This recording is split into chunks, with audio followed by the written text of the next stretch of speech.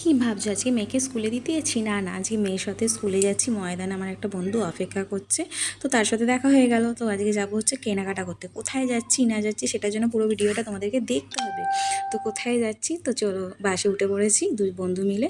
তো চলে এসেছি ফাইনালি বড় বাজার। তো বড় বাজারে শাড়ি কিনতে এসেছি। একদম কি বলবো, শাড়ি মানে পছন্দই হচ্ছে না, এত দুজনে মিলে ঘুরেছি, মানে একই জায়গাতে 14বার দুজনে ঘুরে যাচ্ছি। আর ওখানকার এত লোকগুলো, এই দোকানে চলুন ওই দোকানে চলুন, এত মানে বিরক্ত করে দিচ্ছে, মানে কি বলবো, মানে আরও সব গুলিয়ে যাচ্ছে আমাদের। এক তো পুরনো পুরনো মডেল পছন্দ হচ্ছিল না একটাও। তারপর ও বললো চ বেডশিট দেখি, আমার দেওয়ার আছে। ঠিক আছে চ। তারপরে চলে এসেছি দেখতে দেখতে ব্লাউজ দেখো, কত রকম ভ্যারাইটিস ব্লাউজ দেখো, নানান রকম পাবে তুমি, মানে এত সুন্দর, মানে কি বলবো। তো দেখো সবাই কিনতে ঢুকেছে, তো আমরা একটুখানি দেখলাম ব্লাউজ।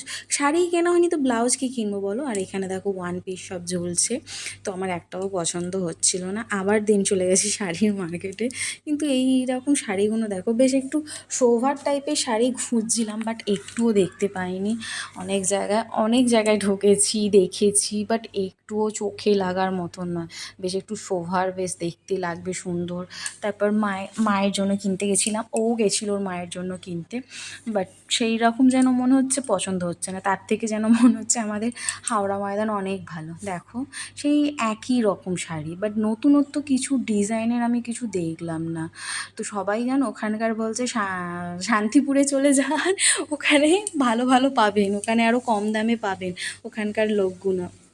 তারপর কিছু কিছু জায়গায় আবার ভিডিও করা একটু মানা আছে, তো ওরা আগে থাকতেই বলে দিচ্ছে। তো দেখো এত শাড়ি, তো আমাদের একটাও পছন্দ হয়নি। এই শাড়িটা খুব পছন্দ হয়েছিল, বাট তারপর ভাবছি বিয়েবাড়ি পরলেই পরা, আর আমাদের সেরকম বিয়েবাড়িও পড়ে না, আর সেরকম কি বলবো হেভি যে পার্টি এরকমও পড়ে না। তো ভাবলাম এত দামি কিনে কী বা করবো, তো চোখে লেগেছে। আমি বললাম বন্ধুকে, তো বলছে নে না, আনছি ন। বড় বাজারে এলাম, একটা শাড়ি পছন্দ হলো না। তোর পছন্দ হয়েছে? না না, একটা পুজোর কালেকশনই একটা পুরানো মডেল।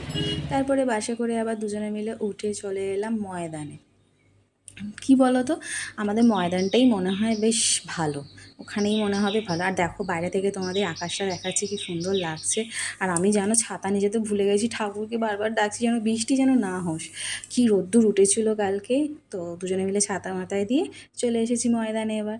তো ময়দানে এই দোকানটা থেকেই কিনি এই দিদিটার কাছে, আর এই দিদিটার শাড়ি এমনই দেখায় যাতে আমাদের পছন্দ হয়ে যায়। দামও বেশ কমফোর্টেবল, একদম ভালো ময়দানে। তো তোমরা যদি ময়দানে কেউ কাছাকাছি থাকো তো এই দিদিটার কাছে যাবে, খুবই ভালো। তো উনি সব আমাদের ঘুরিয়ে ঘুরিয়ে দেখাচ্ছিল কীরকম কী প্রাইসের, সব ভালো। কিন্তু উনি খুব, মানে কী বলবো, আমরা বছর ধরে কিনছি তো ওনার থেকে, মানে খুবই ভালো। উনি বুঝে গেছে যে এদেরকে এই শাড়িটা দেখালে ভালো লাগবে। তো তোমরা দেখো সব দিদি এই শাড়িগুলো দেখাচ্ছে, দিদি আবার নিজে গায়ে ফেলে দেখাচ্ছে দেখো। তো তোমরা দেখতে থাকো শাড়িগুলো। আর তোমরাও কমেন্ট বক্সে জানিও শাড়িগুলো কেমন লাগছে।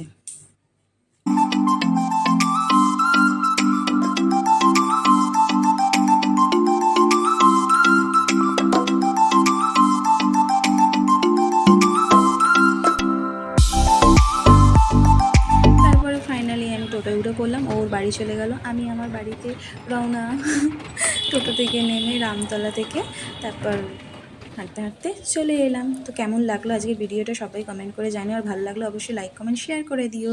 আর কারা কারা এখনও পুজোর মার্কেটিং শুরু করোনি বা করেছো কমেন্টে জানিও। সবাই ভালো থেকো, সুস্থ থেকো, টাটা, বাই বাই।